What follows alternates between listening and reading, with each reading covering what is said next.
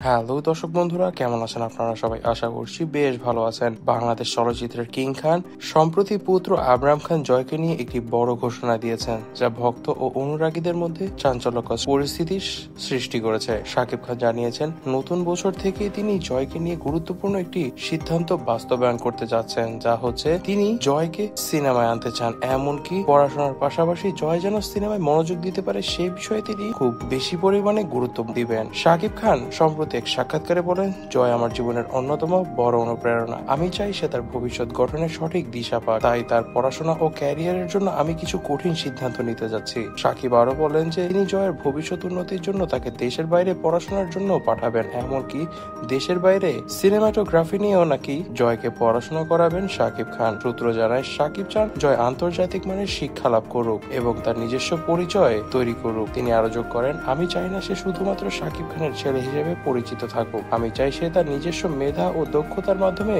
পরিচয় লাভ করুক। এজন্যই এই বয়স থেকে সে যদি সিনেমাটোগ্রাফি শিখে ফেলে এবং সিনেমায় অ্যাক্টিং করা শিখে ফেলে, তাহলে তাকে আর কখনোই আমার পরিচয় চলতে হবে না। সে নিজের জন্যই অনেক ভালো এবং সুউচ্চ পরিচয় গড়ে নিতে পারবে বড় হয়ে। জয়ের মা অভিনেত্রী অপু বিশ্বাস এই বিষয়ে বলেছেন, আমাদের একমাত্র সন্তানকে নিয়ে আমরা সবসময় সেরা পরিকল্পনা করি। শাকিবের এই সিদ্ধান্তকে আমি সম্মান করি, তবে আমার চাওয়া থাকবে জয় যেন বাবা মাকে ছাড়াই বড় না হয়। সে যেন সবসময় আমাদের ভালোবাসায় সিক্ত হতে পারে, সেই দিকেও আমাদের মনোযোগ থাকবে। শাকিবের এই ঘোষণার পরে সোশ্যাল মিডিয়ায় মিশ্র প্রতিক্রিয়া দেখা গিয়েছে। অনেক ভক্ত এই সিদ্ধান্তকে সাধুবাদ জানিয়েছেন। তাদের মতে শাকিব খান যেভাবে নিজের সন্তানকে ভবিষ্যৎ নিয়ে চিন্তা করছেন তা অত্যন্ত ইতিবাচক। অন্যদিকে অনেকে এই বিষয়ে আবেগপ্রবণ হয়ে মন্তব্য করছেন, জয়কে দেশের বাইরে পাঠানো এই বয়সে উচিত হবে না। সে সিনেমায় কাজ করছে সেটা ভালো, কিন্তু সে দেশে থেকেও তো সিনেমায় কাজ করা এবং পড়াশোনা করা দুটো একসাথে চালিয়ে যেতে পারে। এভাবে বাবা মার থেকে দূরে যাওয়ার বয়স তো এটা নয়। তো দর্শক বন্ধুরা, এই বিষয়ে আপনারা কি মনে করছেন তা অবশ্যই আমাদেরকে কমেন্ট বক্সে কমেন্ট করে জানাবেন। আজ এই পর্যন্ত। ভিডিওটি ভালো লেগে থাকলে ভিডিওতে লাইক করে দিবেন, বেশি বেশি করে শেয়ার করে দিবেন এবং আমাদের চ্যানেলটিকে কিন্তু সাবস্ক্রাইব করতে ভুলবেন না।